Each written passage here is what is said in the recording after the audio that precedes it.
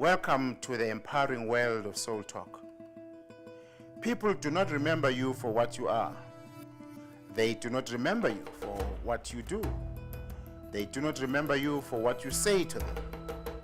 People remember you for how you make them feel. The following are how people want to feel: beautiful, confident, courageous, clever, feeling they are the best, good-hearted, helpful, lovable, loving, reasonable, special, strong, trustworthy, understanding, wise.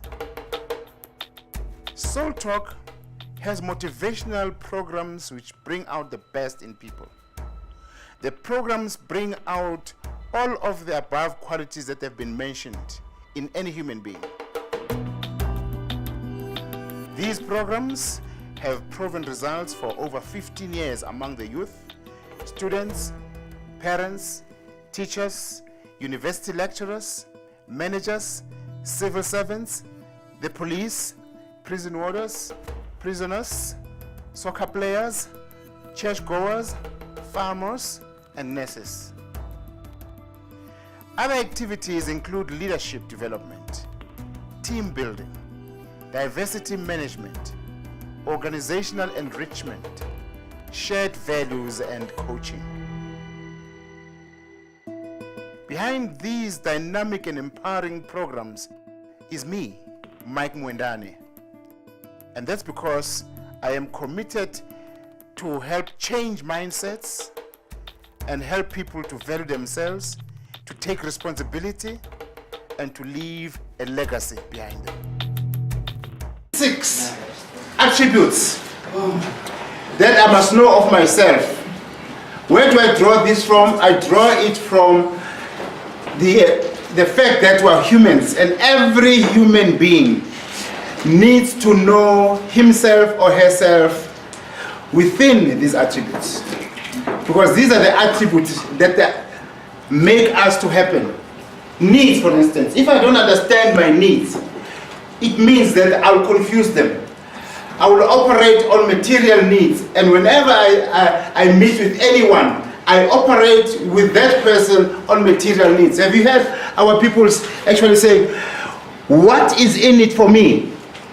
When a person says, what's in it for me, they are relating to you in a materialistic way. Well, what are you going to give me that I can touch, that has got shape and has weight, something material. So, but then when you are spiritual, or before I say that, you hear people saying, what are you going to give me? And then you answer, so I don't have anything, I'll just thank you, I'm so grateful. Says, nah, there's nothing for me, just grateful. But as it happens, to say thank you is a spiritual thing. It is something that connects you with that person. Because we are different physically, so we're not connected. We are different intellectually because we've got different ideas. We are different emotionally because our feelings about things are different. But spiritually, we are not different, we are not the same, but we are one. There is only one spirit. So when I look at you in the eyes like this, I am seeing myself, I am looking at myself, because you are spiritual, I am spiritual. It's a pity that we don't have enough time today, but as we go on, I will show you. There's a place in CERN, in Switzerland, Geneva. It's called CERN, C-E-R-N. It is the European Commission for Nuclear Research. There, what their business is, their major business is to reduce the atom. They are studying the atom, and they've been studying the atom. And over the years, and their work is based on Higgs theory. Because Higgs discovered that there is one field of vibration. Because we vibrate, all of us. we have just vibration. So they discovered that there's one field of vibration regarding everything material. Everything material, at the end of the day, share the same fundamental vibration. That's what Higgs found out. Now they are busy on that and studying it all the time, and they're actually discovering even more things. They have discovered that vibration is responsible for form. Any form that any matter takes, whether it takes the form of flesh, or takes the form of gold, or takes the form of water, and so forth, all that is determined by the frequency of vibration that is inherent in it. Now that is a piece that we can't allocate time for that, but next time we're around, we'll allocate that time, and we can form a scientific way, or adopt a scientific way of actually determining that we've got one basic vibration, and in religious terms or other terms it is spiritual, but in scientific terms it's vibration. There's no difference between it's energy. The energy that is responsible for this light is the same energy that is responsible for this camera. It's the same energy that is responsible for your music center that you play at home, the music. When the music comes to your ear, it is interpreted. It's not the music, it is a vibration which is interpreted by the mechanism that is placed in here.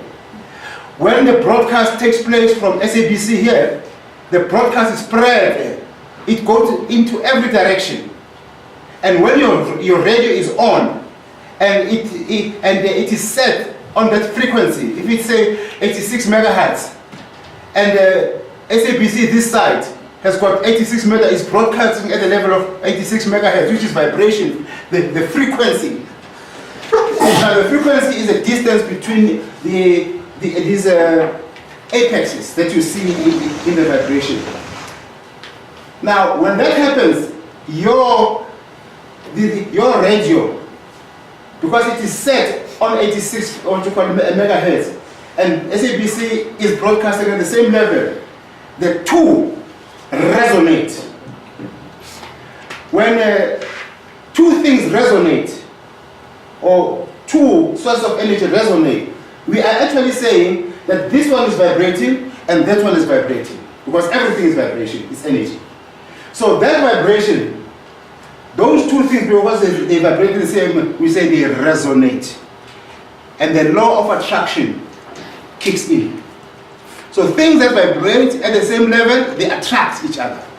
That is what constitutes the law of attraction. And I can see that, unlike during our times when we were growing up, I can see there's a lot of discussion now these days on the law of attraction. And thanks to the work of Sam in Switzerland.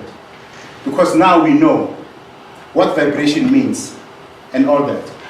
But this takes a long, long time, and because we are together, from time to time I might call just a small little workshops to discuss in depth everything that I have covered. In depth now, because now we're just gliding over it.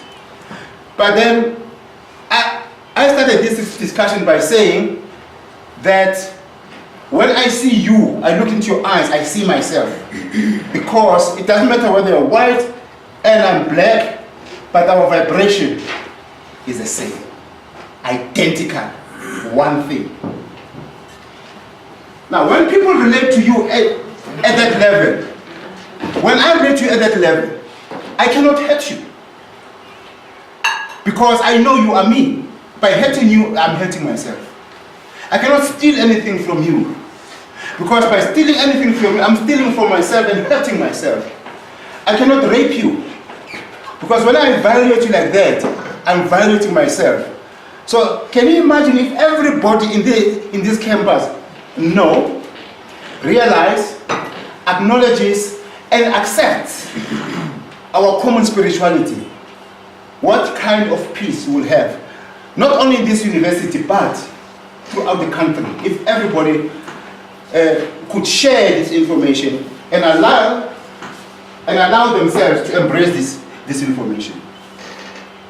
So it is important, therefore, to know our needs, so that now we must know how we relate to other people. We must know how we relate to ourselves. I am not saying that material needs must be jettisoned. They are relevant. They must be fulfilled. Emotional needs must be fulfilled. Mental needs must be fulfilled, as well as the spiritual needs must be fulfilled. But we must understand whether there is balance. There must be balance between the four. And most people, one guy told us, we're on TV with Samuel. So, at the bottom there, we're talking about these things. I had just trained them here to become crusaders for Soultalk. And then someone sent an SMS. I said, you can't eat hope. You see, that is a level of ignorance that is running amok outside there. And we are the agents here as leaders to correct that. Because if it is not corrected, things like homophobia will continue. Because if we're all spiritual, we will not see a difference between us and those people that were molested. No way. And if we're all spiritual, we would not be victimizing newcomers to the university. Because we will just shun that kind of thing. It is something to be avoided, because we are one with these people. So as simple as that. So all these things don't cost money, they just cost the intellect. Now, purpose is the next one that I must know. Why am I here? Why have I been given life? What is the purpose of life? Everything has got a purpose. This glass here has got a purpose. And the purpose of the glass is to help us drink liquids. So it's a selfish purpose for now. But I can use this glass for any other purpose. I can take this glass and stand in my balcony, those flowers there, and then dig into the ground there in the balcony where there are flowers. But I'm using them for the purpose that this glass is not. How can I put it? It was not designed for it. Okay. So what will happen? This glass will have scratches. This glass will break. And this glass might actually have cracks. That happens to us. If we don't serve our purpose, then we will have cracks. Let me start with scratches. What are scratches? Scratches are things like just aggravation or maybe irritation, discomfort and stuff like that. Those are just cracks. What can I compare breaking to? I can compare breaking to depression, increased stress, and death. I've broken because I have not fulfilled my purpose. I have not served my purpose. And then cracks would be things like fighting people and staying angry all the time. Whenever someone talks or someone is involved in an argument with me, I get worked up. Because I'm not living my purpose. Those things are happening. But we'll go into purpose in detail after we finish the other attributes. So let's get on to the other attributes. Roles. I must know that I've got roles that I play in this world. Because everything that I do, everything that I do in this world, everything, even including shopping, just shopping, plain shopping, coming to school, I am doing it within a role. There's a role that I'm playing. When you go away and buy some groceries, your mother has sent you, you are doing that as a daughter or a son of your mother. That is a role that you're playing. So we've got roles that we play. And then I must understand my threshold. I'll explain to you what threshold means in this context. And the power of expectations, I must know what power expectations have. Because expectations have got such tremendous power to move us from happiness to misery, back from misery to happiness. So it is expectations that move us this way. And anything that moves you has got power. It's a force. And how destiny is created and what creates destiny.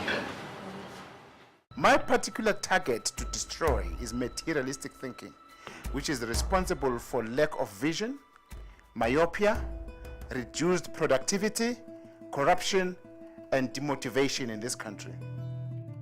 I use radio, public seminars, workshops, social media, the internet, and correspondence courses to spread this crusade of change.